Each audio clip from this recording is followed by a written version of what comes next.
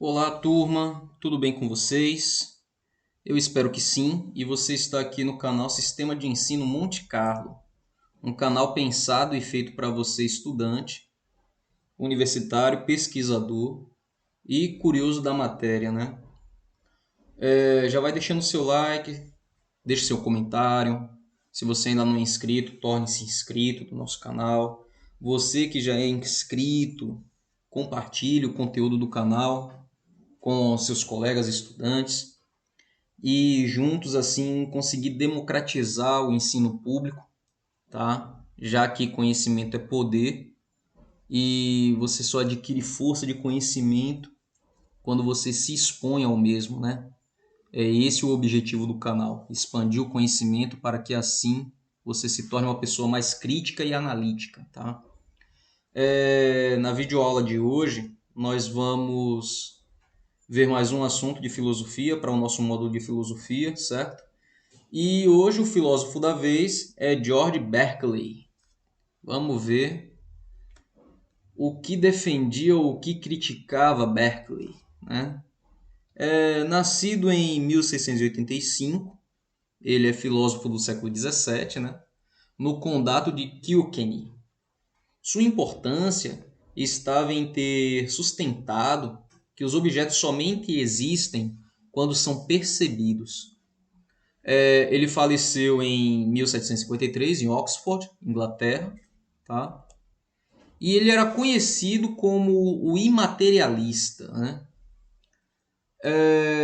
Iniciando com um exemplo para tentar explicar a esfera de questionamento de Berkeley. Suponhamos que você tente abrir os olhos embaixo d'água sem um óculos de mergulho ou uma proteção devida que facilite, né? Terá uma imagem um tanto deslocada e embaçada daquele ambiente ali.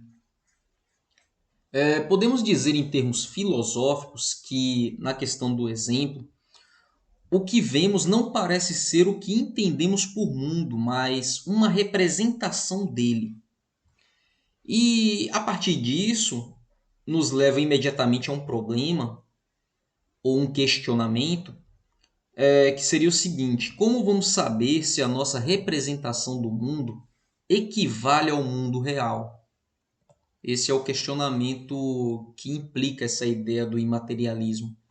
E antes de prosseguir, vou explicar o imaterialismo, o que é o imaterialismo, que é a noção de que o mundo não possui nenhuma realidade física, mas que existe antes na mente como ideia ou percepção. Note o quão é confuso o pensamento de Berkeley, né? Prosseguindo, a solução de Berkeley para esse questionamento era simplesmente negar que o mundo material existia fora das nossas mentes, né? Ou seja, aquilo que você vê, aquilo que você toca, para Berkeley não tem existência antes de você idealizar isso em sua mente. E ele dizia que as coisas que eu vejo com os meus olhos e toco com a minha mão realmente existe, não tenho a menor dúvida. A única coisa cuja existência negamos é aquilo que os filósofos chamam de matéria ou substância corpórea. Ele sustentava, além disso, que todos os objetos existem quando são percebidos, ou como ele dizia, ser é ser percebido. Só existe, só torna-se existência aquilo que você percebe, dizia Berkeley, né? E ele empregou uma série de argumentos para demonstrar a sua teoria, a teoria imaterialista. Por exemplo, para mostrar que o calor, que é uma sensação puramente mental, ele observou que se uma das mãos está fria e a outra quente, e colocamos ambas na água quente, a água parecerá quente em uma mão, no caso aqui está fria, né? E ela terá a sensação de fria na outra mão, aquela que está quente, certo? E como sabemos que a água não pode ser fria e quente ao mesmo tempo, Isso mostra que o calor e o frio são apenas sensações que existem em nossas mentes, tá? Então, segundo o pensamento de Berkeley, essas questões de sensação ele coloca no mesmo grupo das coisas materiais. Então, quando você só percebe o calor porque a sua mente indica que aquele ambiente é quente, então ele vai jogar toda essa percepção para o mundo material. O calor e o frio são exemplos daquilo que John Locke chama de qualidades secundárias de um objeto, né? Só que calor e frio não são objetos, né? São sensações. E que de fato dependem da mente. Então, toda sensação para ser percebida, óbvio que você vai precisar de um instinto mental para isso. É a mesma coisa as questões de alegria, medo, tristeza. Se a mente não lhe indicar isso, você não percebe. Mas o que dizer de coisas como movimento e forma e outras qualidades primárias que independem da mente, né? Como é que eu poderia, fazendo uma crítica a Berkeley, como é que eu poderia negar um carro em movimento sem ver que ele está em movimento, né? Como é que eu posso negar a existência de um livro que eu estou vendo sem antes ter uma ideia prévia sobre ele, né? O argumento de Berkeley é que a distinção entre qualidade primária e secundária é uma ilusão. Simplesmente é impossível pensar na forma de um objeto sem lhe atribuir também uma qualidade, como uma cor que só existe na mente, mostrando por meio disso que as assim chamadas qualidades primárias dependem da mente. Então Berkeley ele é insistente nessa ideia, que se você não tiver uma ideia prévia daquilo que você vê ou toca, você não vai ter como representar isso ou justificar a existência disso, né? Talvez o principal Talvez o principal quebra-cabeça associado à ideia de Berkeley seja como os objetos persistem quando não estão sendo percebidos. Afinal de contas, seria absurdo pensar que enquanto você lê um livro, o mundo atrás de sua cabeça não exista mais. Porém, não é isso de fato que Berkeley implica, né? Isso é um questionamento, porque se em dado momento você deixa de perceber uma coisa, então, na visão de Berkeley, aquilo deixaria de existir, né? Porque você estaria deixando de percebê-la. Então, essa teoria do imaterialismo, ela é contraditória. Ela é contraditória por vários motivos. Mas Berkeley, no século XVII, ele continua insistindo que só existe aquilo que você percebe.